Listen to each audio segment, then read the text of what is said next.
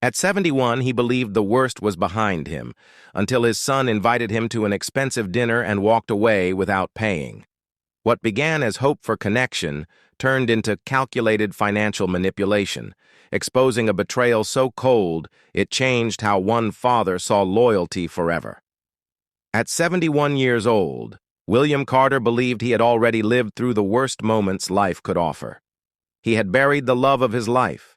He had endured years of quiet loneliness. He had accepted the slow fading of family connections that once felt unbreakable. What he did not expect was that betrayal would come from the one person he still tried to protect. This story does not begin with anger. It begins with hope. On a quiet Tuesday afternoon, William was sitting alone at his kitchen table in his suburban Ohio home. The house was silent in the way only widowers understand. Not peaceful, just empty. The walls still held memories, but the voices were gone. When his phone rang and the name Michael appeared on the screen, William felt his chest tighten. Michael was his son, 46 years old, a senior executive at a digital consulting firm based in Chicago. Successful, well-dressed, always busy. Since William's wife Eleanor passed away 3 years earlier, their conversations had become brief and mechanical. They talked about the weather, about traffic, about work schedules. Nothing real, nothing deep. So when Michael called unexpectedly, William felt something stir inside him. A quiet hope that maybe his son wanted more than small talk this time. Michael sounded upbeat, almost rehearsed. He said he wanted to talk about something important. He said his fiancée Emily thought it would be nice if the three of them spent some quality time together. A proper dinner, no rushing, no distractions. William immediately said yes. He did not hesitate. He never did when it came to his children. Michael suggested a high-end restaurant along Lake Michigan, a place known for white tablecloths and expensive wine. He told his father to dress nicely. He said it was a special place. After the call ended, William sat quietly for several minutes. He stared at the framed photo of Eleanor on the sideboard. She was smiling the way she always did when she thought he was worrying too much. William told himself this dinner meant something, that it was a step toward rebuilding the closeness they had lost. He spent the next few days thinking about what to say, about how to reconnect, about how to be present without being intrusive. Friday night arrived. William put on his best suit, the charcoal gray one Eleanor had insisted he buy years earlier. It hung looser now. Grief had a way of changing a man's body.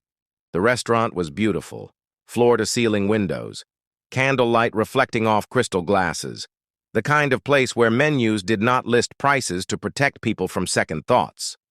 Michael and Emily were already seated when William arrived. Michael stood and shook his father's hand, polite, formal. Emily smiled briefly before returning to her phone. She looked different than William remembered. More polished, more distant. Her dress alone likely cost more than his monthly grocery bill. They ordered quickly. Emily chose lobster bisque, a premium cut steak, imported wine. Michael followed her lead, adding appetizers and another bottle before the first was even finished. William ordered salmon, not because he could not afford more, but because it was familiar. It reminded him of Eleanor, and because he never wanted to be a burden. The conversation never really included him. Emily talked about wedding venues and floral budgets and destination plans. Michael nodded along, smiled, occasionally laughed. William asked questions. He tried to engage. He was answered politely but briefly, then forgotten again. Halfway through the meal, Emily excused herself. Michael suddenly turned to his father like he had just remembered he was there. He asked how William was doing, asked about the house, casually mentioned selling it someday, suggested senior communities, low maintenance, easier living. William said no, calmly, firmly. That house held 4 decades of memories. He was not ready to leave it behind. Emily returned and everything shifted again. Michael straightened, smiled wider, became attentive. Emily glanced at her phone and announced they had somewhere else to be. A charity event. A fundraiser. Something urgent. They stood up quickly. Emily told William to stay, to enjoy dessert, to treat himself. Michael thanked him for coming, said they would do it again soon. They walked out without looking back. William watched them through the window, watched them get into Michael's luxury sedan, watched the red taillights disappear into the night. When the waitress brought the bill, William thought there had been a mistake. $932. There was a note tucked inside. It thanked him for dinner, called it an early wedding gift, said family always came first.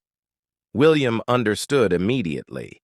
This had never been about reconnecting. It had been planned. He paid the bill.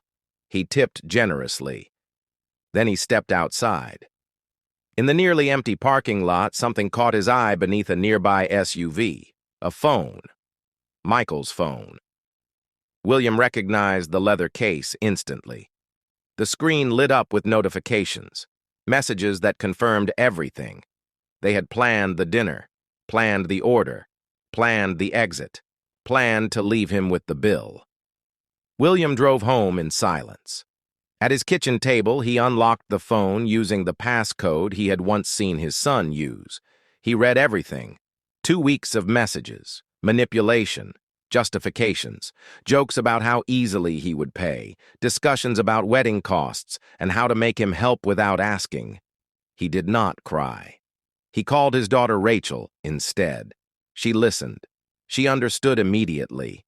She told him what it was. Financial exploiter.